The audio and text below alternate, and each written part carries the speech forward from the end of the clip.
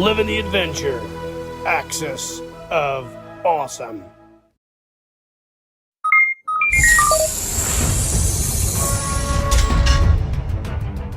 Incoming transmission.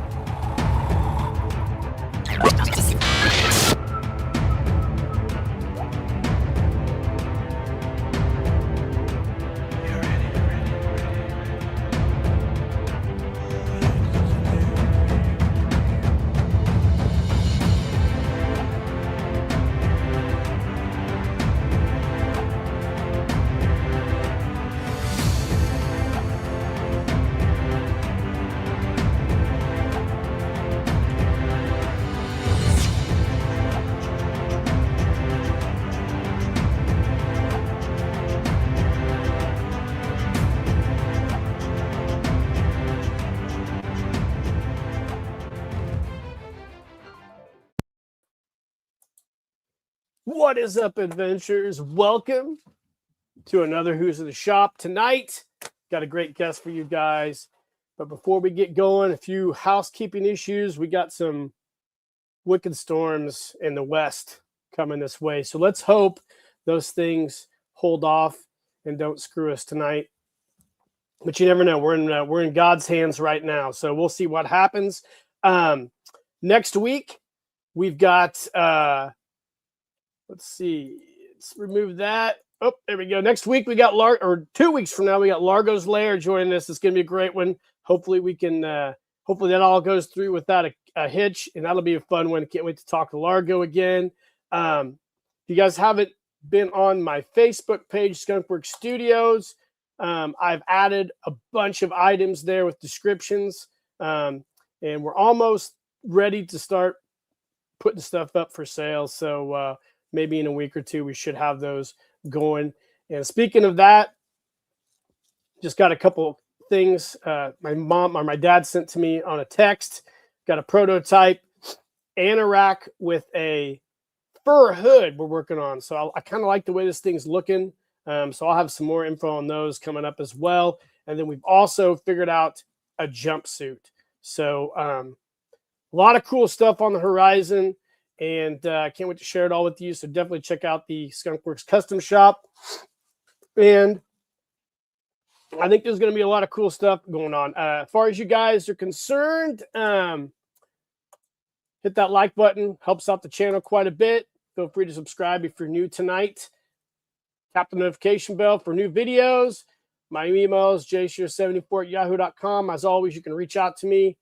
And don't forget, Hunters of the Unknown, guys. I hope you're working on those. I have not started yet because I'm working on a super awesome photo story with my bro Adam over there at G.I. Joe The Lost Chronicles. And tonight, let's get to our guest. He is 1/4 of the Mancave Volume 2. He is a super cool dude. He brings a super chill California vibe all the way from the West Coast. Welcome, Ernie from Ernie's Attic. What's up, brother? How's it going, Jeff? Great. Hello, man. everybody. What's going on? We got a lot of guys in the chat here, so let's jump in and check the chat out first. Yeah, let's do it. I was telling you backstage, like I'm always great at the chat. So at the end of tonight's show, depending on how the show ends, we'll try to do like a little Q&A for you guys. So we got Moondoggy here tonight, jumping in. Of course, Ernie, you're in the chat as well. Yeah. I'm in the chat as well. Shane from Same Time Toys just dropped a really cool G.I. Joe video today reviewing that brand new I don't know what it's like a special forces type figure. Let's see, we got I don't know who this guy is. Is this the Padre? Stacy? Robert Acevedo's here. Another guy lives out in California. Andy from Indy, always great to join me. And he's got some really cool projects with me going on right now. Him and I were talking today.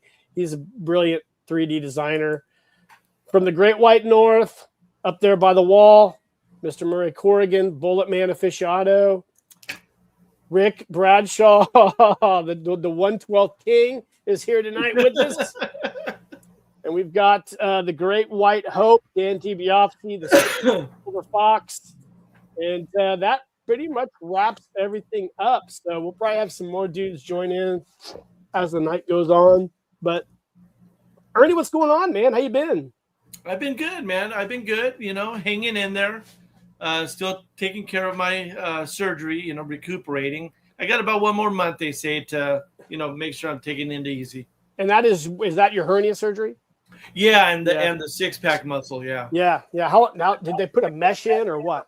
So they stitched the six-pack and they used a mesh. The only bad thing is it's a 50-50 shot that it's going to stay healed together. Oh, really? Yeah. Well, let's hope that you get the good side of that 50-50. Yeah, exactly. Yeah, thanks. I had a hernia surgery back in 2008. I was deadlifting. I think it was like 385 pounds. Oh wow! And I busted my hernia. Then I could tell was it growing or abdominal? It was a groin. Oh, growing. Yeah. Yep. Yeah, it was great. I remember when I got it, I was like, I knew something wasn't right because I could feel something pop when I was doing like probably it was like 5 reps. So I was like, I was probably on my second to last rep, and I felt it pop. And then the next day at work, something did not feel right. I'm like, man, I thought my nuts were gonna blast out of my underwear. So I went to the doctor, and she sure as shit told me I had a hernia. So I had to get that thing fixed. That was like the winter of 2008, and then I got it fixed, and then it was a pretty quick recovery. But well, that's good. That's good. It was opposite for me. Yeah, I didn't feel it when it happened for either one. So I started experiencing pain for the last 2 years. Oh man! And then they did a X-ray and stuff like that, and then they finally found it with the CT scan. I had a sonogram. The sonogram for some reason didn't show it, but the CT scan did. Wow! And while they were doing that, they found that the six-pack muscle is separated into 2. Ooh. So I have no idea. I mean, all through my life with the martial arts and soccer and the tiling business, it could have just been wear and tear, and it just finally something gave out or something like that. Well, you said tomorrow's your birthday, so yeah. You're probably past your warranty right now. Oh, dude, yes, yeah, I'm way expired. So speaking of martial arts, what martial arts did you do? So I have 2 black belts. I have my first black belt was in Shorin Ryu, okay, a Japanese hard style, and then my the master of our system was learning Shotokan in the background. So then once I got my first degree with Shorin Ryu, I started training for Shotokan, and I got my first degree on Shotokan as well. How old were you when you got both your black belts? Do you remember? So I was in so I first started when I was 14. Oh wow! That's in the Japanese hard style? Yeah, that was in Shorin Ryu. I was 14. Got my black belt. So I was on and off at that period, and came back. So I got my black belt with that when I was 22. Cool. And then I came back hardcore, and then that's when I really started the Kumite fighting, and got my second black belt with under Shotokan. So I have my Shodan on both of these. Wow. Yeah. Now, who are some famous practitioners of either of those that we might know? Do you know? Is there anybody? I met Chuck Norris twice. Okay, so R.I.P. to Chuck Norris. I wanted to put something out there for him tonight, but I forgot all about it. Yeah. So the funny thing about Chuck Norris is my dad trained with his older brother Willie Norris. Wow. Willie got sent to Vietnam and got killed by a Vietnamese sniper. Whoa. So Chuck took over Willie's dojo, and then my dad practiced under Chuck Norris for a while till my dad got transferred to another company and wasn't able to train with Chuck anymore. So from Chuck, my dad went to Jimmy Woo, and that guy was a crazy Chinese. Heard about him. Yep. That guy was No legit, man. I mean, all legit. That guy would poke your eyeballs, you know. Yeah. Yeah. he's that type of dude. Yep. So my dad always taught me fighting when I was a kid. So it was already kind of in my blood. That was Chuck. I met Benny the Jet Urquidez. You did. He just, I think he just did a podcast with Joe Rogan probably a few months ago, I think. Oh, did he really? Yeah. It was a really good podcast too. Oh, okay. He was a famous kickboxer, right? He was a He was a bad man in the 80s. Well, he used to spar with Chuck when they would when Chuck was training for his championship. Benny the Jet showed him the other aspects of you know, that type of kickboxing. You know, right? Yeah. If you listen to podcasts, definitely check out that one with Benny the Jet. It's I'll have to check that out. I didn't know he was on the Joe Rogan show, and I watch Joe Rogan's podcasts often. Yeah, it was a really good one. I watch a lot of those. Chuck Norris. I kind of wonder what martial art he was into. So that's did Chuck Norris. Cool. Yeah, it was Tang Soo-do. Tang Soo-do. Okay. Tang Soo-do. Yeah, he was in Korean. Did you learn that when he was in the Air Force? So he was Taekwondo first, and kind of created his own Tang Soo-do art. Wow. Yeah. Cool. What's your favorite Chuck Norris movie of all time? Oh my gosh! You know what? I just paid a tribute to him with my parents. So non-martial arts movie, I would say Code of Silence. Okay. Martial arts movie, An Eye for an Eye. Eye for an Eye. Okay. Mine is Lone Wolf McQuade. Oh, okay. I love that one too. That was the first. Yeah. That was probably one of the first martial arts movies my dad took me to see was Lone Wolf McQuade, and I love that because I think you know, it was just David Carradine. That guy in that, the original Master Kung Fu, which is hilarious. But yeah, you know, have you? Yeah, and you know, there was.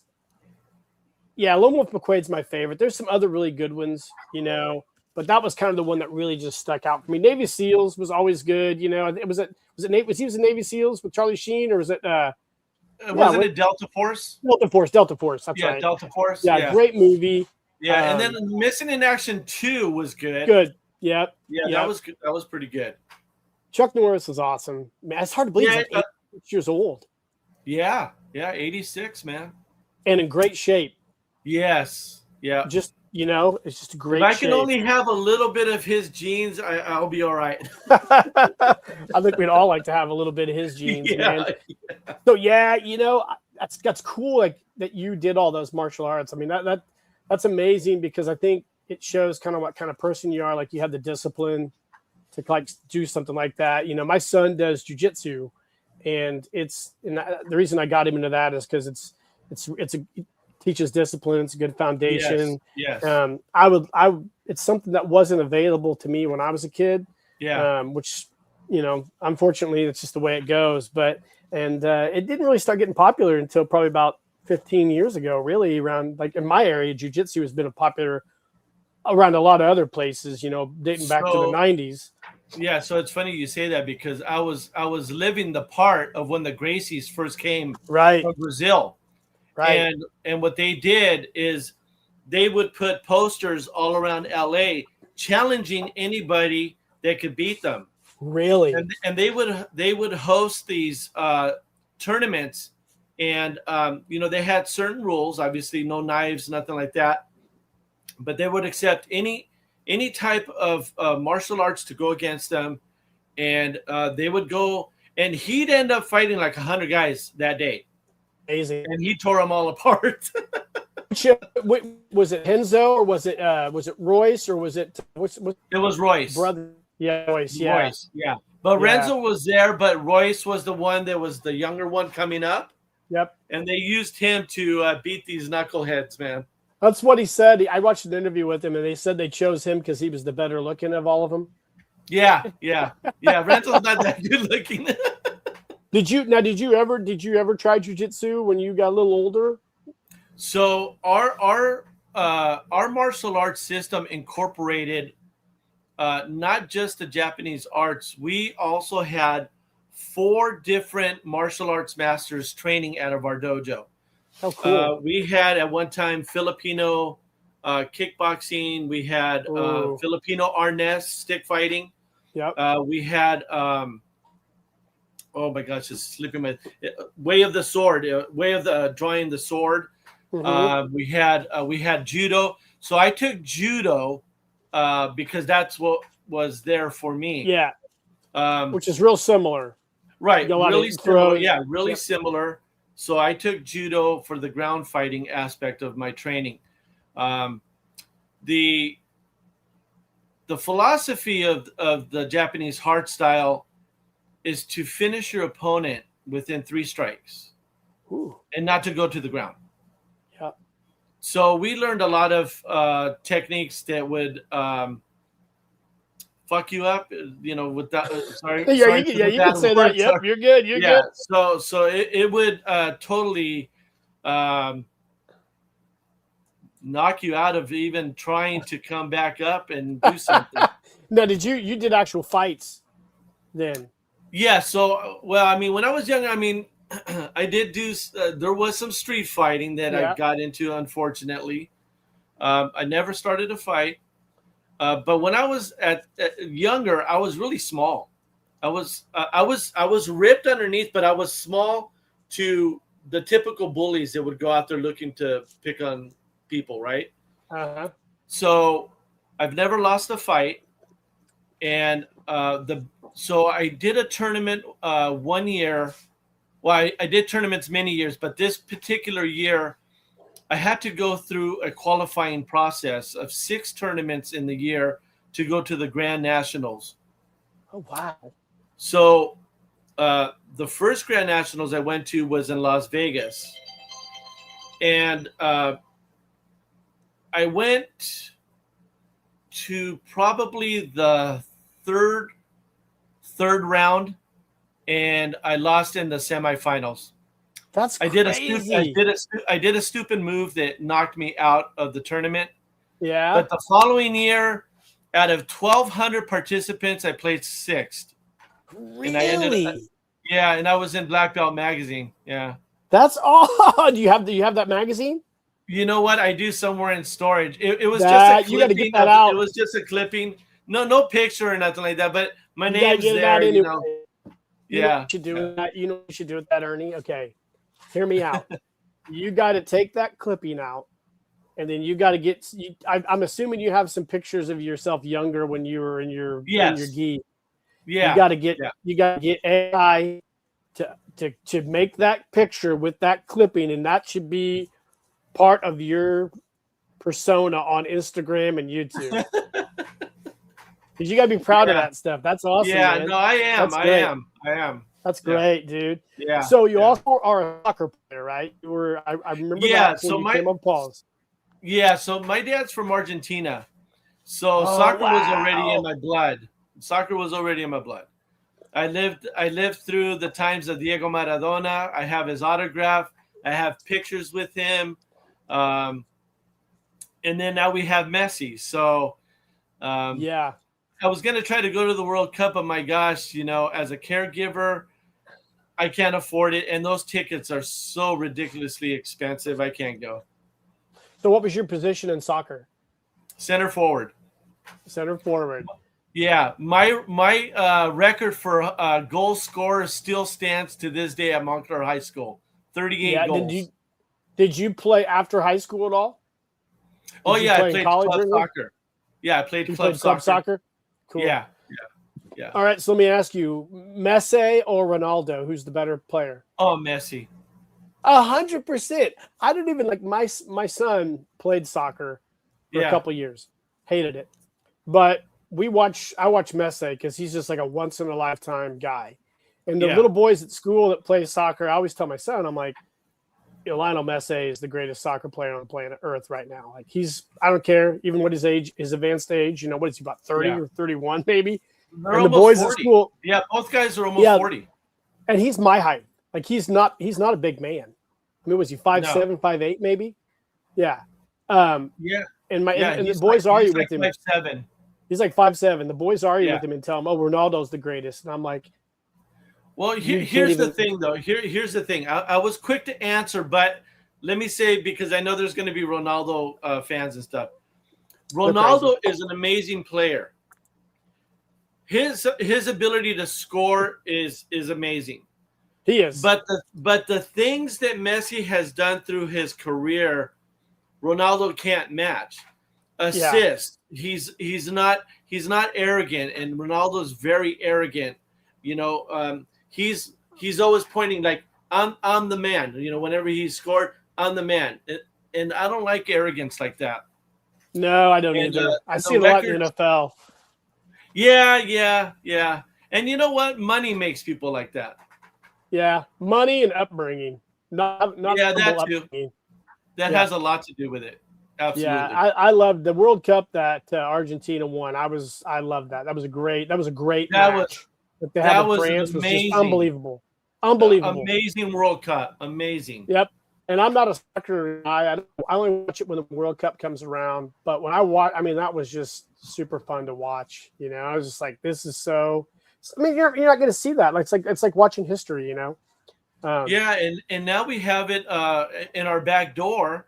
It starts in June, and I can't even afford to go see one game. Well, that's like NFL games. You know, I don't love NFL football as much as I used to, but we used to go to a game every so often, and now it's too expensive.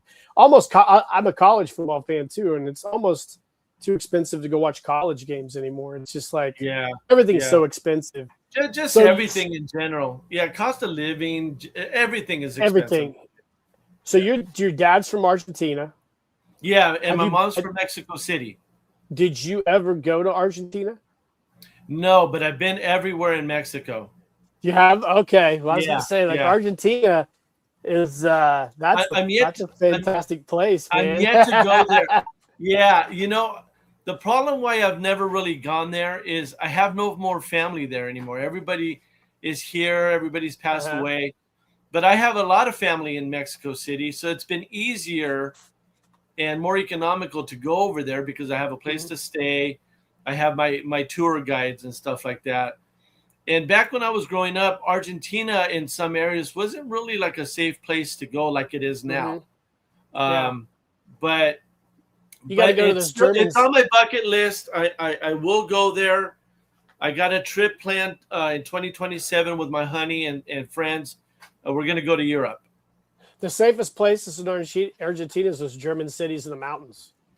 Oh yeah, well, yeah. Well, you got some beautiful. Wow. It's beautiful. It's called Bariloche. Bariloche is very, very beautiful. Very chalet style homes and snow-capped roofs. I mean, it's just like going to Europe. I mean, they're very European influenced that country. Yeah, you know, when I had Felipe Monaco on here a couple of years ago, Felipe is from Brazil, but he was talking about Argentina, and he was talking about the hotels and all the.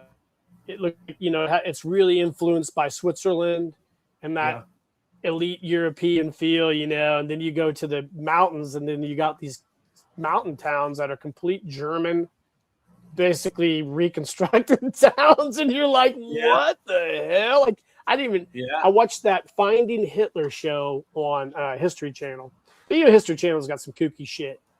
Yeah, but it was they went to Germany or went to Argentina, and I was like, whoa, that exists. Well, when they went hunting for the Nazis, a lot of them were found in Brazil and Argentina. Oh yeah, Colombia. I think that's where they found Himmler. Himmler was in Argentina, and they brought him back. Absolutely. And Mengele, I think Mengele was in Argentina or Brazil. There's a really good episode of the Y-Files, if you ever watched the Y-Files on YouTube, about Operation Paperclip. And if anybody out there's never watched that episode, it will blow your mind, because if you've ever watched the Y-Files, but basically, you guys have probably heard me talk about it a lot, but AJ, the guy who does the Y-Files, basically debunks conspiracies. That's what he does. He goes and just looks into all the different conspiracies, UFOs, all these crazy stories, and he basically ends up debunking them, a ton of them. But the ones Yeah. he can't debunk are the ones that are kind of like, holy shit, you know. And the one on Operation Paperclip is very interesting. So I always suggest people watch that show. It's a great show. And a little bit. He's branched out and got a lot more famous, so he's not doing as many shows anymore. But that's cool. So your mom's from Mexico City. Yeah. That's cool. Do you speak Spanish? I was born speaking Spanish. Oh wow! So you're fluent in it. Yeah. So Cool. I as I was growing up and going to the school system, that's where I learned English. Wow, that's cool. Because do Yeah. they speak Spanish in Argentina? Right? Oh yeah. Yeah. Brazil Portuguese. That's Brazil let's is get those two mixed Portuguese. up. Yeah, definitely Argentina is all Spanish. Wow, that's cool, man. That's great to have a dual linguo. Yeah. My brother was in the army for probably 10 years, and he has an interesting backstory and background. But he's obviously not in the army anymore. But he has a girlfriend in Colombia, South America, and it was very interesting how quick he picked up Spanish. He claims he did it with Babel, and I'm like, okay. My brother was in Army intelligence for the majority of his time in the Army, and he was stationed in Fort Meade, Maryland. And I don't know if you've looked into Fort Meade, Maryland very much, but me being super conspiratorial, I do, and I'm always bullshitting about it. I'm like, hey, are you still in? Are you working for this? Are you running up for the CIA down in Colombia? And he's like, shut up, dude. That's so stupid. I'm like, I don't know, man. So if my Toyota truck blows up one of these days mysteriously, you know that I got a little too close to the truth with him. So that's why I was telling him all the time. But yeah, he speaks fluent Spanish too, which is pretty wild. So yeah, I envy all you guys that can speak a second language. It's something I hope to teach my son to do. But yeah, man, that's wild. It's always nice to have two languages, you know? Yeah. So have you always grown up in California then? Yes. Yeah. Yep. Cool. Yeah. Like we were saying in our chat, I lived in Florida for 3 years and then I moved back. Yep. Yeah, you're the cowboy down in Florida. You're doing the cowboy stuff. So let me ask about you. So you grew up in California, California kid. You got a super cool, diverse background, martial arts. What have you always been a toy guy? Yes. Okay. So I'm still fortunate to have a majority of my childhood toys, and I was always G.I. Joe, Big Jim, Hot Wheels, top three. Really? Yeah, those were always my top three. Now it's funny because I've always been a Hot Wheels guy first for many years. I mean, all of my life basically. In 2008 is when I got back into the Joes. Oh wow! But not as heavy as I was with the Hot Wheels. I got big into the G.I. Joes when I saw your channel and Paul Knapp's channel. Oh, really? That's cool. I was trying to repair my childhood or restore my childhood ATV and my G.I. Joe. And that's how I found you guys. And then I started watching your guys' videos, and that's how I started learning about the photo stories. I'm all like, and then it just grew. I'm all, holy crap. I've been missing out on all of this, because I've been going, like, I would go to 2 conventions for the Hot Wheels every year. I stopped counting my Hot Wheels at 14,000 cars. I have Hot Wheels everywhere, and as the guys always make fun of me, I have so much shit in my storage complex. Oh, yeah, we got to talk about that. Yeah, so I would say Yeah, I'm gonna say right around.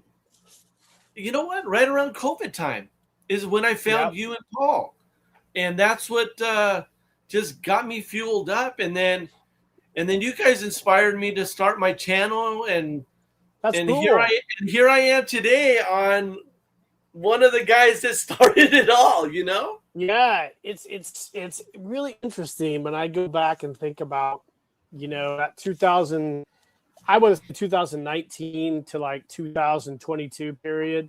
Because I started my channel kind of circa 2019, and it was just, you know, something to do. I think I reached out to Pete from the Skull Reviews, and I know Pete had a really well established channel, and I loved his videos, and he told me how he did it, and I was just like, I didn't know like how to get started, so I started a YouTube channel and kind of just slowly started doing stuff, and then I'm like, fuck it, man, I'm just gonna start doing videos, and then I started doing photo stories, and then it snowballed, and it's kind of cool that that's kind of how you got into doing it too, and it's Yeah, interesting yeah. because there's a lot of guys out there I think that all started around the same time, and now look at us now, we're like a community. We That's what I are love about it. Yep. we are an axis of awesome, and it wasn't meant to be that, um, but it is what it is, and it's kind of been a resurgence. We've got everybody in different toys now too. Like I think we're all just a bunch of older dudes who love toys. You Yeah. know, Yeah. you look at you have a really diverse interest in toys. I mean, you got your Hot Wheels, you got your GI Joes, you've got your Big Jim stuff. I know you collect other things too. We've got Rick. You got Rick Bradshaw. It's a great figure. We got Rick Bradshaw. He's fully invested in the 1/12 stuff, photos. He's Stacey's actually still here doing. with me. Yeah, there he is. Yeah, you got people like Toss Becerra, who kind of toys between the other ones, and then you got Sean Huxter doing all the Super Mini, the Mighty Max, and the Polly Yeah. Pocket, and the City Swift stuff, and it's just like everybody's in our dimension. Just We all have doing, our niche, right? We all have yeah, our it's niche, fun, you know. and But it's super fun. yeah. So I don't know if you did you see the Hot Wheel video I just put out a couple days ago. Which one was it? What did you cover? I did a custom, and Oh yeah, yeah. I took first place, and so the community from the Hot Wheels It's intense. It looks real intense. it's very volatile though. Yeah, it looks like it, dude. It's crazy volatile, right? I can't tell you how many times I almost got into fights at the stores just looking for Hot Wheels because they're so fucking aggressive. They like push you over. They like lean their hand like right in front of your face if they see something that they really want. It's like, really, yeah, they're disrespectful. There's a lot of assholes in the Hot Wheels world, Is it worse than the Toy Soldier world? You know what? Paul Knapp and those guys, yeah, those guys are creeps, man. Those are sociopaths, man. But yeah. No, but yeah, you know what? So because the Hot Wheels world is so huge, right? Yeah. It's obviously bigger than our community. So you're going to see a lot more of the negative than you do the positive. Yeah. But I've been doing this so long. Like I started going to the conventions in the early 2000s. And there's a core of really cool dudes in the Hot Wheels world that you can really call and say it's a sweet community. Mm-hmm. And then everybody else are assholes. You know what I mean? But everybody that I've met in the 1/6 world has been the coolest people I've ever met. I haven't met. Chill. Yeah. I've learned a lot since I came back into the GI Joe stuff. Like, I didn't know you guys were doing customizing and stuff like that till I started watching you guys, with your channels and stuff. And I'm all like, my gosh, I've been missing out a lot, Like, and that's why I'm kind of naive to a lot of it. And I've learned a lot from great guys like you, Paul, Andy and Indy, Edmund, all these guys, Sean Huckster with the things that they do with the 3D printing. I mean, I've learned so much in this community in such a short time that I'm still learning. And I like to be like a sponge. I watch a lot of YouTube, and I like to learn things, and not just this. I mean, I learn about everything, man. Panning gold. That's my next thing. I'm gonna start panning gold because I've always wanted to. So yeah. So all kinds of stuff, man. But I love this community, man. I have way more friends in this community than I ever had in the Hot Wheels world. I can literally say with one hand, I have 3 really dear friends in the Hot Wheels world that would give their arm for you, that type. And I find that to be this community. You know, I think a lot of us are super. I get inspired by a lot of you guys when I see a lot of your videos. I don't comment on everybody's videos. I watch everybody's videos. I don't comment all of them. I try to like everything because it helps everybody's channel to like their videos. But I get inspired when I see a lot of people's stuff, and I know you do too. Like, I saw Robert Maxog, like he's 3D modeling now, and like he just started, and he looks like he's a professional 3D modeler, and you're just like, God damn, that's amazing, you know? Like, and it's cool to see everybody be good at something, you know, because everybody's good at something. Yeah, and that's what I really love about that. Yeah. So I've like joined a couple groups on Facebook, but man, there's some guys that can be kind of rude. Like I'm out on groups. I mean, it's like I've been berated a couple times just for saying the wrong thing in there, explaining my GI Joe, and it's like, holy shit, dude. Okay. I left almost every GI Joe group because I don't have time for those nerds. Like anybody, like the guys who are like super strict on vintage stuff, fuck off. I don't want to hear about your vintage shit. I don't care. Yeah. I don't post. I post stuff to the Axis of Awesome, Skunkworks, and then Michael Boinski's Medic Mike, which is an awesome Facebook page, and then Rick's. Yeah, I do Rick's, and I do Rick's and Axis of Awesome. Yeah, I've left almost all the other groups because I haven't posted since, but I'll post on Axis of Awesome or Rick's. I think I joined Mike's, but I haven't posted anything. Mike's point page. The Medic Mike has some people who do some really good fixes and restoration. It's cool. I gotta get Mike. I'm gonna try to get Mike on sometime here in the future. Yeah, he's been kind of quiet. He's been kind of quiet the past year or two. I don't know if he's worked a lot or whatever, but I'll try to reach out to him and get him on. But that'd be a good one. But the Facebook groups, I've left a lot of the Facebook groups. I just left them because I don't have time for that shit. I don't really care.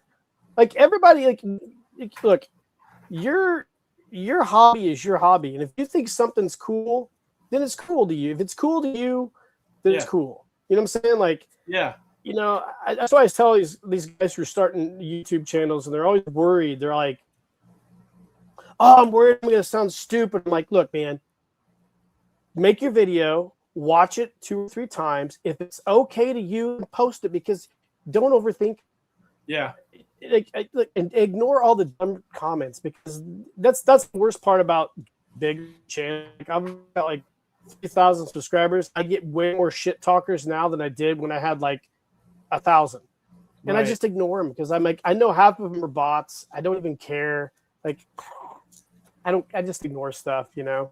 But it's just, that's what I love about our stuff, is everybody is super cool to each other. Everybody knows each other. Everybody's friends. Yeah, we trade with each other. We do stuff for each other, and it's freaking awesome right now. Yeah, I love it. It's great. The thing, so you're big. I did not have Big Jim. My brother Bart had Big Jim when he was a kid. He had Big Jim and G.I. Joe. So you love Big Jim quite a bit? Yeah. I have. Is he your favorite besides G? You him a better than G.I. Joe? There's an equal love for both of them. Yeah. You know, today, if they did those lines today, they'd be the same scale. You know? Everybody's got the same scale right now. Like the back 7th, I'm like, what the Pulsar's 18 inches tall. Steve Austin's 14 inches tall. G.I. Joe's 11 and a half. Big Jim's 8 or 10. I'm like, what are you guys doing? Yeah. Jackasses. Yeah, they should have made it all. But yeah, I mean, I still think there's enough difference between the two lines that I can love both of them equally, you know? Yeah. I mean, I'm an adventure team guy. And for the most part, that's how Big Jim was. He was mostly adventure, camping, you know, that kind of stuff, down to earth kind of guy.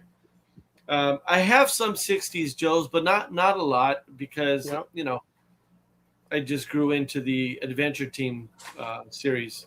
What was your first adventure team Joe? The Mummy. The Mummy set? Yeah, the Mummy set. Did you get it for your birthday or? I want to say it was Christmas. Yeah. That's awesome. Yeah, because I still have it. It's complete. I did a video on it. It was one of my earlier, or kind of like, right around the middle. I made that video because I learned how to, you know, I restored the finish on the ATV and I fixed his you know, I restrung him and stuff like that. So did you have to reblock him? No, luckily I did not have to flock him. He had almost perfect flock. Wow, you're one of the few guys I know who hasn't like the original G.I. Joe set from when they were a kid. It's amazing. Yeah. That's fucking awesome. Yeah. I didn't get a lot of toys when I was a kid, so I took care of my shit. Now, this is not my childhood one. I just did the video on this guy. Yep, I saw that one. That's the one you just got. Tell us about that. I found the stabilizer bar. You found it? Is that original? You guys tell me. I don't know. I have a Jim Egner Repro 3D printed one. It's metal. I don't know if the originals were metal or plastic. I think they're. I don't know. Somebody out there can tell us. Now mine. My original one that I had as a child. I think that's a 2-zipper one. This is a 3-zipper, and he has 2 zippers. But I think his stabilizer bar is plastic. Okay. And this one is metal. Early metal. Stacy says early metal. Okay, so that makes sense. Stacy's my expert on all this. He's my God, Stacy's amazing, man. Him and Ace Allwood, a couple psychopaths. Oh my gosh, those two guys! I can just imagine them together talking G.I. Joes, and me just listening as I'm drooling from their mesmerizing conversation. Yeah, when I see all those guys who have all that really nice vintage like stuff, like Ace and stuff, I'm like, damn. There's levels to everything, and that's like a high level psychopath there. I love it. Ace's collection is unbelievable. I mean, because it's not just that one place that he has. He also has that other warehouse. Yeah, and that's full. And that's crazy. Full too. Unbelievable! Wow. Like, I got to get him on here sometime and talk to him. I'm sure I could have a pretty good conversation with him. But I watch his stuff and it's like, wow, man. But Stacy's helped me out with a lot of figures because I'll reach out to him and ask him questions. And that guy, he's really knowledgeable. Him and Ace, by far, are the two people that I know that are super knowledgeable about that. Yeah, I think every time I see Ace on you guys' channel or Paul's channel, it's a definite like must watch. But yeah, man. So is there any you collect other lines, right? You collect Mac and stuff. You getting into that? Dude, that's why I call myself Ernie's Addict, the eclectic collector, because I have all of my 3 3/4 Star Wars from a kid. Wow, I have most of mine. Yeah, I have not all of them, but I have most of them. Oh, that's cool. I got my Darth Vader. I got my Darth Vader case. Oh, I don't sweet, have all the sweet. I don't have all the accessories, but I still have my open wing can be my Darth Vader. Um, oh The yeah, the my problem is space. yeah, I know. I've been there. I'm there now. I've got nowhere to show all the stuff that I have. That's why it's in Yeah, storage. But I can probably match Paul Knapp's Star Wars collection that he has easily. really. Yeah, easily. Um, I do 1/12 scale. I have from the Toy Biz line. I have every series that they came out. In the '90s, Yes, so do I. everyone, and Yeah. all of the variations and all of the Yep. Galactus and Apocalypse variations set, Did you so that ever you get? can make the two different colors, Galactus and Apocalypse. Do you remember Toy Fair magazine? Yeah, I used to get Did it. you Yeah. did you ever get any of the figures from them that they do with Toy Biz? Like they would do collaborations in the Oh, '90s. you know what? I might have a couple. I got several of those too in the package. Like I got all this shit in my attic too. Like I thought about this year, like, man, I should bust out all those Toy Biz figures and start doing a collection close up on those because they're sitting in my attic, Yeah, you yeah. know. It, I got a the bunch of Ultimate Soldier. Do you have any Ultimate Soldier stuff? yes. Yeah, I do too. I got a lot of cool Ultimate Soldier figures just sitting in a box. Right in front of me on my cabinet, I have my 1/6 scale remote control Stuart tank. Oh yeah, that was cool. I never bought the Stuart tank. I got the Humvees. I never I bought the have the I tank. have the Humvee too. You put it on the promo. Oh yeah. Yeah, yeah. Did you get any? Did you buy any Dragon Models figures? I have some, not a lot. They were always too pricey, so I didn't get They them. were. But I've started slowly getting them if it's a good deal, if it's a good price. I always bought the Special Forces figures. I got all the Army Rangers. I got some Green Berets. I got Navy SEALs. I bought a Dragon Models Erwin Rommel because I had the Oh, Hasbro General Patton. I got Patton, Bradley, Eisenhower. I think yes, I've got MacArthur. But I wanted to have a Rommel because I remember the Patton movie with George C. Scott, where he's yes. Rommel. And he's like, I read your book. You know, I loved Erwin Rommel. I read Erwin Rommel's book in high school. Um, Yeah. uh, That it was a that, cool that was book. crazy how he died. You know, Oh yeah, Erwin Rommel was yeah. I mean, forced suicide. yeah. I mean, Hitler it's Hitler told him, "I will kill every one of your family members." yeah, yeah, and it's like just a brilliant military tactician. Yeah. But I have his figure. I would love to do a review of his figure, but I know the dorks at YouTube would probably accuse me of being a white supremacist Nazi. Yeah, So I'm not going to do you've that. been really hounded. Yeah, you've been hounded by those fools, man. Oh man, my wife says it's my look. She's like, it's because she's like, look at you. I'm like, I don't know what you're talking about. I have a just giant beard. I look like an old man. I don't know what we're talking about, but I have a lot of figures I want to get out and do. I love watching when you get new stuff because you're so excited when you open your stuff, like when you share it on the Oh, channel. yeah. And have you been on Cineco at all? It was kind of confusing, but once I started seeing a lot of stuff, you know what? I backed out. Yeah, I did backed you? out. I backed out only because I don't have the money to go down The that rabbit space. hole. Yeah. Yeah.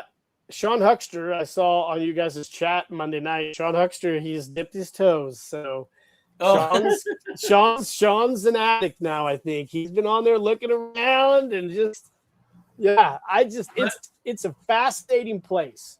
yeah.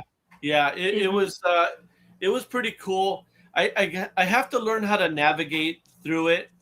But yeah, I'm kind of I being will give you cautious. if you get on there, I'll give you some advice. You really have to know what you're looking for.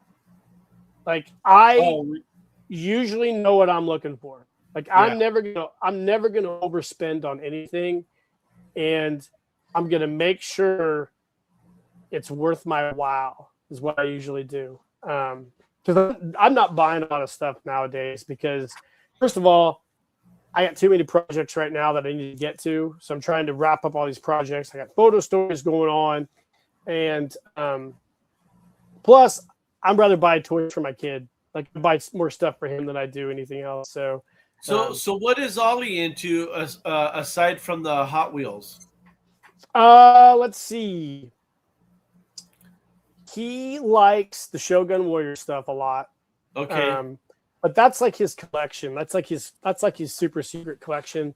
Like, he doesn't tell any of his friends at school about those. He likes the Marvel Legends stuff. He likes the Iron Man figures, which Iron Man's such a scumbag. I hate Iron Man. I don't know if you've seen my rants on Iron Man. You don't like Tony Stark's persona. No, I don't. I hate He's arrogant. He's arrogant. In the Marvel Civil War comic, maybe just hate him for some reason. But he likes some of the Sonic the Hedgehog figures. They did a collaboration with DC Comics, so you've got like Sonic dressed as the Flash. I bought the comic for him. It's kind of goofy, but I mean, I try to look at it from a kid's perspective. And he likes a lot of the anime stuff, like One Piece. Big One Piece guy. Really likes One Piece. Those have been really cool episodes that you do. Yeah, One Piece is a fun rabbit hole to go down. We spend a lot of time, and then he has his tablet. And he plays. We don't let him play a lot of video games at all, but the ones he does play, we don't. He plays outside more than anything. But he likes this game called Bloons TP6, which is monkeys throwing darts. It's just wild. It's wild, but he doesn't really have anything. When I was his age, I was kind of similar. Like, I had Masters of the Universe, G.I. Joe, whatever the new toy was. I loved it. I was like, oh my God, I want to get that. He's kind of real similar to me in that respect, where he thinks some things are cool and some things are goofy. So he likes a lot of my stuff. He has his own G.I. Joes. He plays with those a lot outside. We're always outside on the weekends, but we try to do a lot of different stuff. The Hot Wheels. Like, do you have what'd you say, 14,000 Hot Wheels? Well, that's where I stopped counting. Fuck. Do you have any of the play sets from back in the 60s, like the Speedway and stuff like that? Yeah. Those old boosters are awesome. I have a lot of my red lines. I have the Snake and Mongoose original set. Wow. I have the one with the Duster and the Cuda. And then I also have the Dragster Snake and Mongoose set. And then I have the Rumblers. Remember the Rumblers? Yep. I have the actual mountain with the really? box. Yeah. Whoa. Yeah. So you can run them down the Rumbler motorcycles down with the track. What I love about those old Hot Wheels sets from the 60s and 70s, the boosters are you can adjust the speeds. Yeah. Right?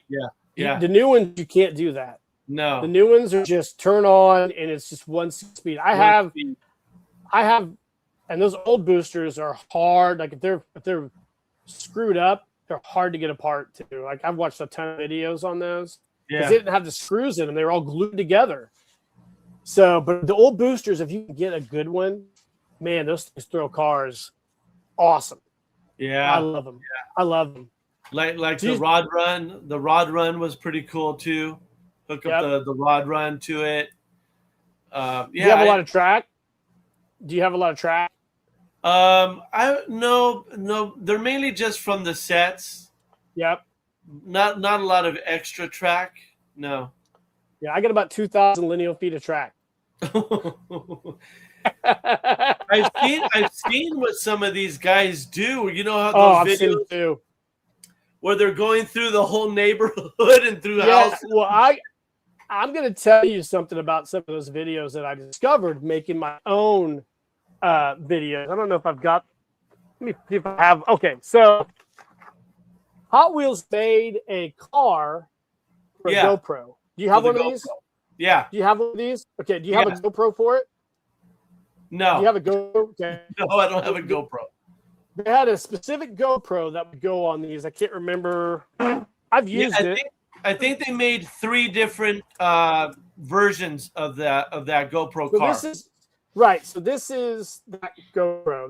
This knockoff version called a run cam, but it basically hooks in the car like so. Yeah. So what I figured out is that this car won't go through a booster because it's too wide. Oh. Right? Because if you look Yeah. the width, it's too wide. It won't go through a booster. And I was like, well, holy shit. Why? Because I bought this car to make videos like that. Yeah. What those dudes do on the internet is splice their videos together. You know what I'm saying? No, you cut out. I didn't hear that part. Oh, sorry. Those guys on the internet, they splice their videos together. Oh. You know what I'm saying? Yeah. So what they'll do is they'll go to each booster and then they'll cut it, splice it, and go. They splice all their videos. So how do they keep the speed going though? I don't know, but that's the only thing because there's no way it goes through those boosters. So Yeah, because it's creative camera work. Yeah. Yep. That's weird. I discovered that because I'm like, well, there's got to be a booster that this goes through. Well, I know there's 2 other versions. They're black. Yep. But I would imagine those would have the same problem then. Yep. So, I was like, shit. So I spliced all these videos together, but we bought about 30 feet of these 3D printed suspension bridge pieces.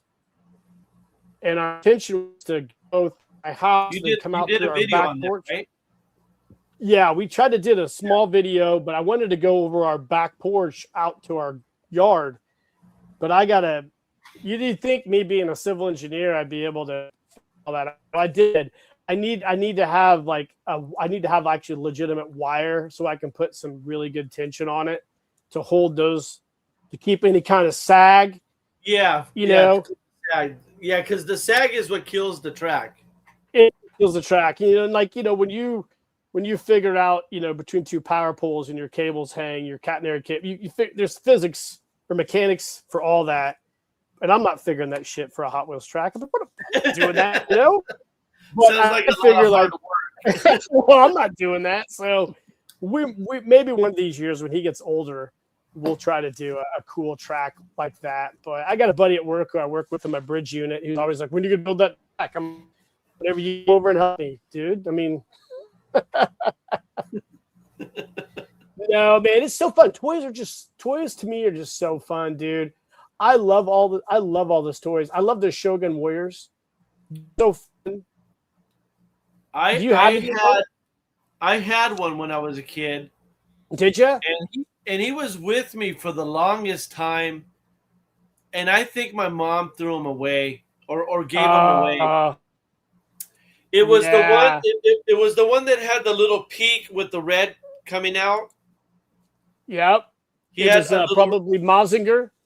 Yeah. Yep. And he had like the rockets on his legs, and he had the shooter on his hand. I had that one. Yeah. I loved that toy, man. I loved it too. Yeah, dude. I never had those as a kid. I had friends who had them, and I bought one for my son and decided to restore it. He loved these Shogun Warriors. I'm going to tell you how many we have because I'm ashamed of it. But be proud, bro. Be proud. Oh my God, we have so much fun with those things, especially the old vintage ones. I've bought most of the accessories from Japan, which is super dope. I've done reviews of them, but there's something about the Shogun Warriors that, and Robert Acevedo out there, he's a big Shogun Warriors collector. Yeah, he is. They're just like, I know I've had people shit on them, going like, "Oh, they're just glorified dust collectors because they don't do anything." I'm like, they do stuff. Like, I had a guy comment on my my Tetsugen 28 video, basically said it's a glorified dust collector and didn't do anything, and I'm like, that that figure right there will hold its value longer than any of those G.I. Joe classified figures. Yeah. Because it's just an iconic figure. Like, if you've ever looked up the price of those, even in Japan, they're like $1,800, and it's just like they do stuff. You know, they shoot missiles, and they're big and they're bulky, and to a kid, to like a 4-year-old. I pretended mine would fly. You know, I'd put his arms out, and I'd have him flying around, and dude, G.I. Joe would battle him a couple times. Yeah. It's so fun. That's what I love about all the different toys. And man, dude, it's crazy. Robert Maxall designed his own. I don't know if you guys have seen him. He's making them. They're pretty cool. Robert is another amazing guy in this community. He is. He's got some super skill. Everybody's got their skill in their own way. So, are you doing Hunters of the Unknown this year? I think you said you were, right? Absolutely. Yeah. Absolutely. Yeah. I loved your photo story last year. I really did. I was like, I loved it. I loved it because it was comical in the sense. I loved your dialogue. Your dialogue was just making me laugh so much because it was just like it was a normal day. Like, hey man, what's going on? I loved it, dude. Everybody, I tried to keep it down to earth. Everybody who did those last year did a fantastic job. Oh, every one of them was amazing. So here's my Chupacabra. The male Bogia from Spawn. Yep. Yeah. That was a valuable set for a long time. Yeah, he's going to be my Chupacabra for the story. That's going to be a great one, dude. So you're doing one of the Chupacabra, huh? Yeah, that's going to be my my villain or cryptid, whatever you want to call him. So how are you going about doing it? I'm going to dirty him up. I'm going to slime him up, dirty him up, and I'm going to root hair on him. So he's going to look really ugly. Yeah. So how do you go about doing it? Do you write it first and then you kind of do a storyboard, or how do you do it? It was my first one. So yeah. I did sit down and kind of created kind of like a storyline, and I kind of created scenes, and then from there I just kind of put it together and created my own dialogue for it. And I have Condor here. I wanted to keep it kind of campy, you know what I mean? I wanted to have that campy feel. So Condor will be back for another. Right now, he's enjoying his time with Tatiana. love, dude. I love the dialogue. Yeah, they're still together. They're very much in love, and he's going to come out of retirement to solve this this case of the Chupacabra, or what's killing the animals and people in the village. What all did you learn from doing that first photo story? Did you was it hard for you, or was it I learned things not to do for the next one. Yeah. That's kind of what you do. Yeah. Yeah. I want to try to keep it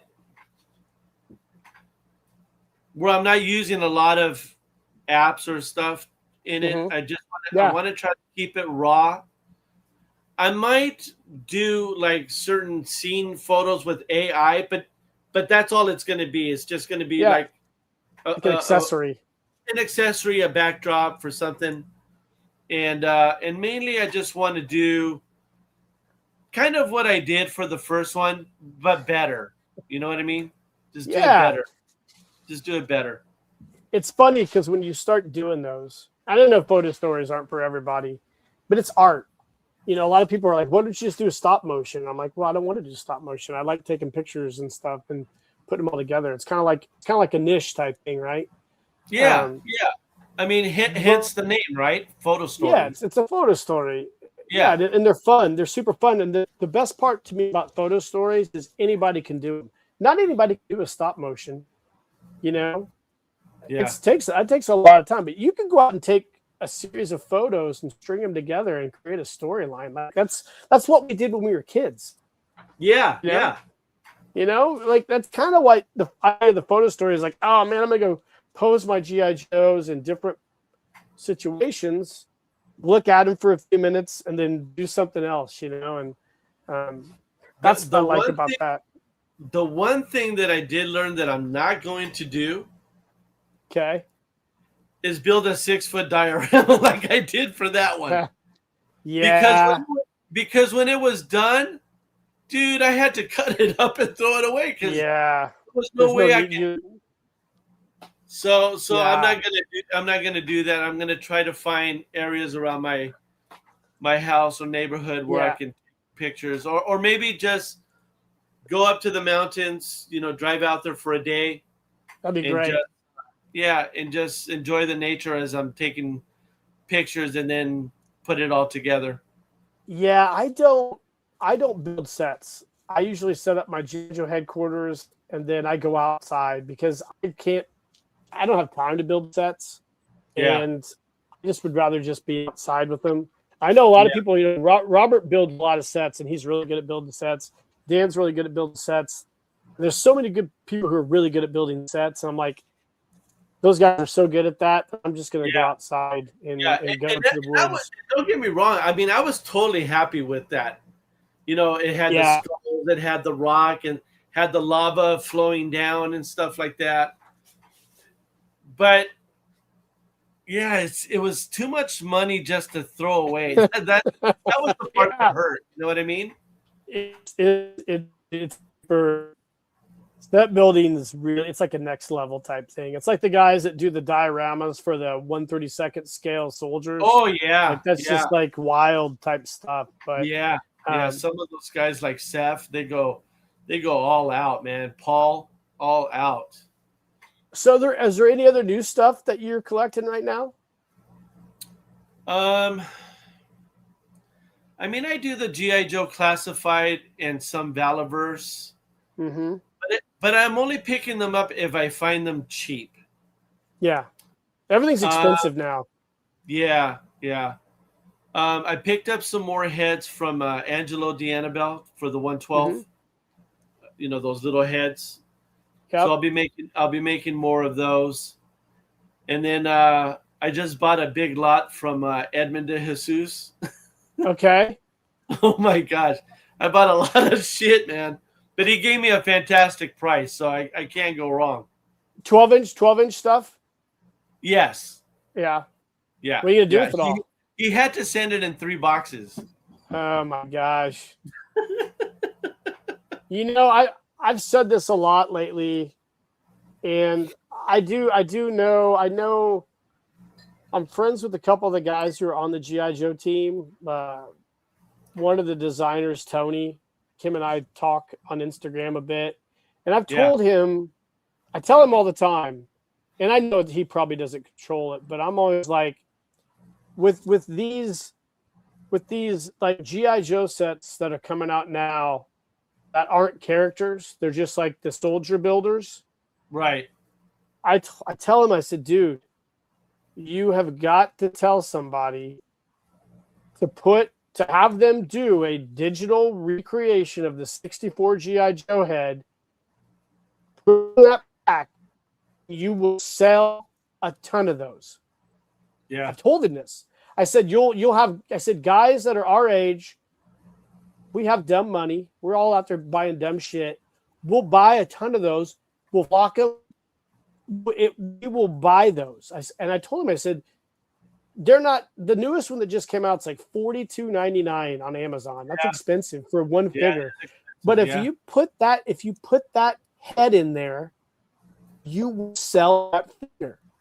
And all the people who are buying the General Washington, I believe, or General Brown figure from Operation Monster Force that has the adventure team head in it. Yes. Everybody buying that figure for the head. And the Soldiers of Fortune has a G.I. Joe looking head with a guy with an eye patch. Ed Kozak has that head. He's doing a ton of videos and photos of that guy. People are buying those figures for that head. Why Hasbro does not fucking put a vintage 64 head with those anniversary and troop builders, I do not know. And it's you can't get it through those soy boys heads that if you do that, we will buy. You want to bring all these people to the table, we'll buy those figures. Dude, don't even get me started on Hasbro. I hate Hasbro. I hate Hasbro big time. Yep. And they've missed the boat on the G.I. Joe for the anniversary. They had a clear opportunity. They're just stupid, dude. They're stupid. Yeah, they got it. You know, I don't know. I saw that their quarterly numbers were up, but I think the only thing that's carrying them, and I don't know, I'm not a financial expert, but I think the only thing that's carrying them is the Wizards of the Coast, the Magic the Gathering, their card games are carrying their asses quite a bit. Oh, yeah. But I see all this G.I. Joe stuff at Ross. Figures. Yeah, it's not. No, and it's I see not all this stuff. If they just would put a head in with those sets, people would buy them. It's plain. Hasbro has pissed off too many people with the Marvel line and the classified line and the HasLab. Yeah. But people, they just still buy. You know, they'll sit there and complain and cry, and then you have all of these YouTube channels, and they're all fucking fighting against each other. You know, green, like little girls over a little toy. And it's like Hasbro is a big part of that, you know, and it's like FOMO. There's that fear of missing out that they project. Yes.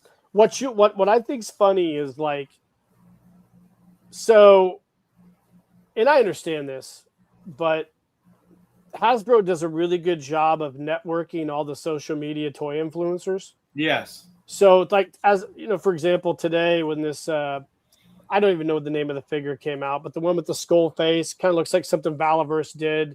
I think I have him. Yeah. Yeah. The figure came out, and then every one of these toy channels, like Toy News, SI, and Toy whatever, they all shoot the figure out. It's like they're all networked together, you know. And I get it. If I was Hasbro, I would want those guys to do that too. Yeah. And that's cool and I'm not shitting on anybody who gets paid by Hasbro to do that. That's fine with me. My only problem with Hasbro is that you need to bring everybody in. You want to be a G.I. Joe for everybody. And I don't understand. I don't know why they just don't do that. It's just it's so silly. But you know, and on what you're saying, they send hundreds of these loot boxes to these channels. Yeah. So when they open them up, you know, they're just reviewing it and they love it. To them, it's nothing. It's just whatever the cost of the plastic was, right? Yep. But they got all these guys reviewing it to help sell the product and spread it around. And like I said, I don't have a problem with those guys that do that as long as they're fair about it. Like, yeah, exactly. Yeah. Like you have to understand that the figures are overpriced. And they're not giving everybody, I think, what they want. And also, if you ever jump in the comments are full of bots. Oh, yeah. I guarantee you Hasbro has a social media place that generates bot comments. I'll bet you my entire G.I. Joe collection, they got a social media group that generates bot comments to drum up support. Because some of the comments are just like, who the fuck makes those comments? I'm like, what kind of dork is making this comment? I mean, guys, I don't get it, but yeah, it's frustrating. And then, you know, on top of that, you got Masters of the Universe. They got 16 different action figure lines right now. And it's just like, I don't understand the toy industry right now. Like, it's just frustrating. It's just like, not only that, they keep reissuing the same figures. Yeah. Over and over and over again. Yep. Like, how many Darth Vaders do we need? Too many? You know what I mean? There's too many. It's like, geez Louise, you know? Did you see Cartel G.I. Joe? Have you seen him yet? No. What's that? I think, is this named Sundown? Have you seen that guy? I'm calling him Cartel G.I. Joe. Okay. Is this down? He's Cartel G.I. Joe. Like, it's what I'm calling him. I pre-ordered him because that's like the first new G.I. Joe character we've gotten, and I don't fucking know how long. And I read his bio. I'm like, that's Cartel G.I. Joe. That's freaking Cartel G.I. Joe. He's in a deluxe set, right? I think so. Yeah, I think I did see him. Yeah, he's a cool looking character, but his backstory is hilarious. He's a bounty hunter. He's from Mexico. He has all this. I call him Cartel G.I. Joe. Like, this is like it's so hilarious. I'm like, this is great. Yeah. It'll be great. So I'm still collecting Hot Wheels. I just found this. Oh, that's nice. Ferrari set.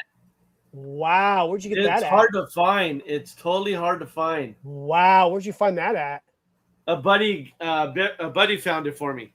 Wow. So is it retail? Yeah, he found it at Target. Wow, did they only make so many of them then? Well, out of that case, they only pack one Ferrari set. Wow. Yeah, so it makes it hard to find. You know, I was at Walmart the other day, and I saw a guy in the Hot Wheels section. He had the blue basket, you know, your little Walmart basket. Yeah. He was going through all the Hot Wheels, and he was just putting them all in this basket. So he must have been finding some good finds. I was just laughing at him, and I'm like, yeah. Well, you know, Hot Wheels, they lost the license to Ferrari. Did they? They just got it back. Wow. Who's making it? Back last year in 2025. Was somebody else making the cars? Was it Johnny Lightning or somebody else or what? No, Johnny Lightning wasn't making the Ferrari. No. Wow. For the 164 scale, nobody was making the Ferrari besides Burago and I think it was Maisto. What's your? But they just got it back right now, and everybody's jumping on the bandwagon with the Ferraris. That's why you can't find them. What's your favorite make and model Hot Wheel car? Ooh. Are we talking about modern Hot Wheel that just came out? Whatever. It doesn't matter. I love gassers. I love drag racing. I'm going to probably say my favorite casting is the 55 Bel Air Chevy gasser. Wow, that's cool. Yeah. Original red line, I'd have to say it's the King Cuda, because I'm a Mopar guy. So the King Cuda is probably my favorite. Mine is Toyota Land Cruiser. Okay. I'm a Land Cruiser guy. I love Toyota Land Cruisers. Out with some nice Land Cruisers. Oh, when I see a Land Cruiser, I usually grab it. I love Land Cruisers. I had a Land Cruiser for a while. I had not an old FJ, but I had like a early 90s Land Cruiser. I love all the Land Cruiser videos on Instagram of over in Africa where they've got like Russian rocket launchers attached to the back of them and shit. I fucking eat that shit up. I got a Land Cruiser. I got a Land Cruiser shirt that says regime change on a budget. I love Land Cruisers. Yeah. Yeah, I see Land Cruisers. I love it. I'd say car-wise, Hot Wheel for me, boy, I really like the Camaro. The old 60s, was it 67 Camaro? Yeah. I had one of those when I was a kid. Yeah. I really love the track cars. I look for track cars all the time, like ones that I'm always interested in getting ones that go on a track that really run well. Yeah. And cars that they claim are good track cars and aren't good track cars, we call those the Judas cars. So we have a box of what we call Judas cars. Oh, really? Yeah. But dude, I didn't play with Hot Wheels a lot as a kid. My brothers did. I didn't get in Hot Wheels until my son was little. And we got a ton of monster trucks. I love the Hot Wheels monster trucks. Those are cool. Oh, dude. My buddy is big onto Monster Jam cars, but he does the dairy delivery, the Bone Shaker, and the 57 Chevy Avenger. So many different variants of those monsters. Oh my gosh, yeah. I'm glad that they signed a deal with Bigfoot because I'll get the Bigfoots. Oh yeah. I love the Bigfoots. When we have like let's say we have 5 Bigfoots, but I bought 3D printed play sets for them. We do all sorts of monster truck stuff. We don't really make a lot of videos of those, but Hot Wheels are just, and they're still like only $125. Yeah. it's such a wild, Not changed since the 60s. it's such a wild, timeless toy. Yeah. You know? They make them cheaper now, but still, it's a nice looking toy for $1.25. Yeah. You I know, mean, it may not be all metal or whatever, but it's still a nice toy that you can play with. some of the cars are just exact freaking replicas of the real car. Yeah. I mean, we got the Tesla truck. I bought the Tesla truck. I found one of those when it first came out. I would never own a Tesla truck, but I thought the Tesla truck was a cool Hot Wheel to have, you know. But dude, yeah, Hot Wheels have been something. My son's loved those ever since he was little. He lines them all up. I don't know how many we have. And Mattel has been doing a phenomenal job with the Matchbox line. Yeah, Matchbox makes some great stuff. Right now is the time to buy these. They are beautiful looking cars. Yep, they are. We'll buy some Matchbox. I really like the Matchbox because they're a little more realistic looking than the Hot Wheels. Right? Yes, yeah, they've always Hot Wheels more on the fantasy, Matchbox realistic, and that's where you can get those really nice Land Rovers and stuff. Yep. Matchbox makes some good stuff. I had a lot of Matchbox stuff when I was little. I think we probably still had more Hot Wheels, but Matchbox stuff. Seeing the red line stuff, the red lines are fascinating to me. When you broke it down and told me basically what the red line was, it made more sense to me why I would see those go for that much money. It's like, that's wild. Yeah. Wow. Yeah. Then you get into the variations where these guys just pay the big bucks, like different colored windows, interiors, paints, where the base is from, whether it's the US base. The USA base will always be more expensive than the Hong Kong or the Thailand. What year did they stop producing in the US? As far as the red line? Yeah. I think it was 77. Wow. So they actually made it as a red line. Yeah, as a true red line. What's the most expensive Hot Wheel car you have, you think? If you had to guess. And do you have it in a safe? I'm going to say it's probably a $1,500 car. That's fucking awesome. Yeah. You just look at it and go, man, you're about as much, you're worth an actual piece of shit car in real life.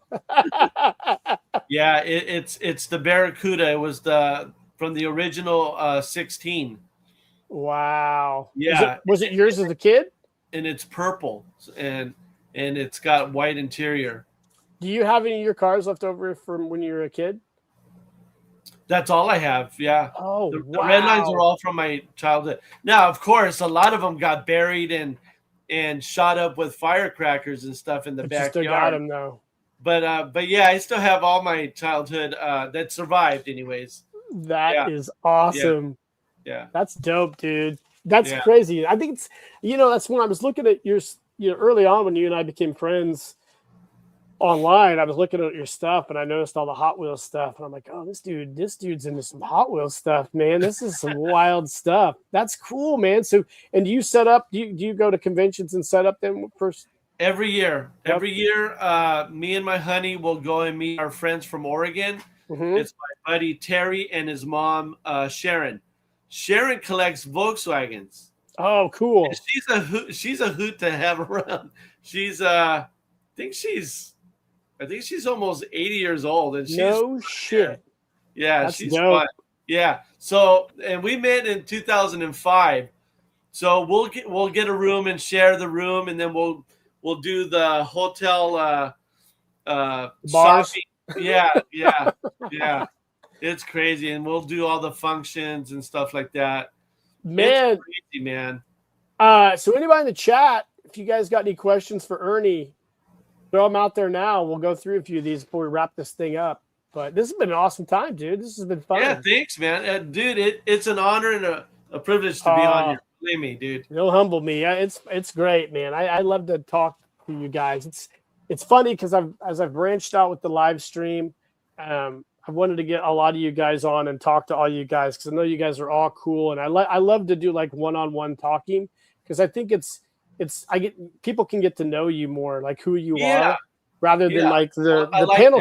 the panel stuff's great, but if when I get you guys on here, we can talk about stuff that's not even toy related. You know, like when I had Edmund on here, man, we went through Edmund's completely amazing life story. And Yeah. you guys, I don't think what anybody doesn't know about Edmund is Edmund's an amazing artist. Like, Yeah. he sent me a couple I of learned that paintings. from He sent me pictures of a couple of paintings he did, which was like fucking wild, amazing stuff. He's a real interesting guy. He is. He's a very interesting guy. He's quiet, but he seems like a real interesting guy.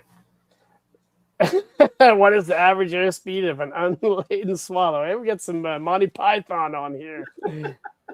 No, but you know, man, that's the best part about having all you guys on here. And as I branch out, you know, hopefully I can get Action Fan back on. I reached out to him a couple days ago. He's still having health issues, so he's still recovering. Yeah, so maybe we can try to get him on this fall. I told him, you know, get better, and we'll try to work it out. But I've got other people lined up. I'm trying to get people on that you guys don't even know, like who do completely different hobby stuff. But it's hard because some guys are not everybody likes to get on camera. You know? I found that out. Like, I'm like, I love being on talking to people. I'll go on anybody's show if I have time. It doesn't bother me. Yeah, it's super dope, and especially the one-on-one. I like it because you know I learned stuff from you, and it brings us closer, I think. Oh yeah, for sure, and it's fun to just talk to people. Like having you on. Like, I would have never known that you had 2 different black belts. I would have never known that your mom was from Mexico City and your dad is from Argentina, and that you speak fluent Spanish, and then, you know, all the other stuff we've learned about you tonight. And like, you know, I had Rick Bradshaw on. You know, Rick Bradshaw was extremely interesting when he was talking about his dad in World War II, and Stacy's story about the GI Joes in Florida that he's never going to get. Dan DiBiase could talk for 4 hours. Oh my God.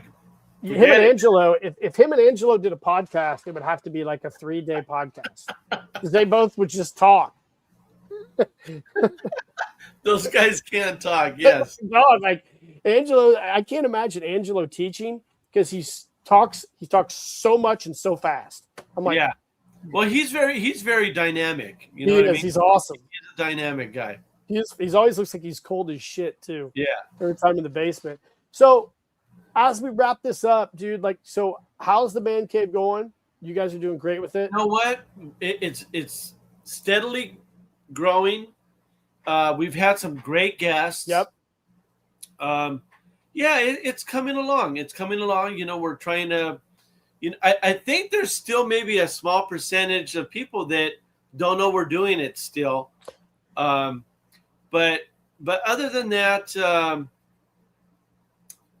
it's going good. It's going good. Yeah, I've enjoyed the guests you guys had. The guy you had last week, the Marine, the guy who does all the shows. Yeah. That's a good one. He's fun. He's a fun guy to have on. Cool set. The Bullet Man set was cool.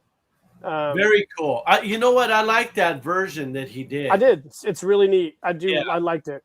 I know Murray. I think Murray is probably ordering 2 or 3 of those. Oh yeah. Absolutely. Yeah. Absolutely. All right, man. Well, as we wrap this up, thanks for coming on. I really appreciate this, dude. This is fun. I'm glad it went off without a hitch. We didn't have any problems. As we wrap up, dude, where can everybody find you? Tell everybody your contact information, what you got going on. Just throw it all out there. You can find me on Instagram, same address, Ernie's Attic. YouTube channel is the same, Ernie's Attic. On Facebook, it's just my name, Ernie Haupt. I don't really post a lot, but you know, send me a friend request and I'll hook you guys up. Be friends. Dope, man. I loved it, Ernie. This has been a great time. Hang around backstage. Let's wrap this up. We'll shoot the shit for a few more minutes. Okay. Great time, brother. I appreciate it. I had fun, man. I had fun. I hope everything is going great out there in California. Remember, April, we're getting aliens, so be prepared. Okay, yes. Later, brother. All right, take care. Yeah. All right, guys. I'm going to be sending Murray about 5 bullet men. Hopefully, they're the bullet men he's expecting and not just bullets. Who knows? What a great guest tonight. Ernie was super fun. I hope you guys enjoyed the show. It was great.